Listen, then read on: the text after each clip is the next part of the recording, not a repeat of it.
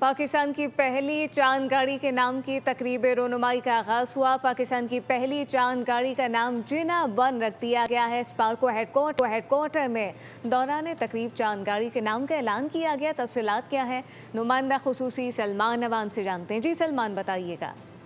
जी बिल्कुल, पाकिस्तान के space mission, खासतौर पर पाकिस्तान के लूनर मिशन के हवाले से आज एक बड़ा तारीखी दिन था। आज पाकिस्तान की पहली चांद गाड़ी लूनर रोवर को कायद आज़म मोहम्मद अली जिन्ना से मंसूब किया गया है। यौम आज़ादी की मुनासबत से ही आज के दिन का इंतखाब किया गया और आज स्पार्को हेडक्वार्टर इस्लामाबाद में होने वाली खुसूसी तकरीब में न सिर्फ चांद गाड़ी के नाम का ऐलान किया गया बल्कि नाम तजवीज़ करने वाले शुरका जिनका इंतखाब पाकिस्तान भर से 4000 से ज्यादा एंट्रीज में से किया गया था। कुल 7 शुरका ने जिना वन का नाम तजवीज़ किया, जिसमें से एक खुशनसीब को कुरानदाजी के जरिए फातेह करार दिया गया और जो फातेह करार दिए गए वो बिल्कुल नौजवान बच्चे हैं, तालिब इल्म हैं, उनका ताल्लुक बहावल नगर से है।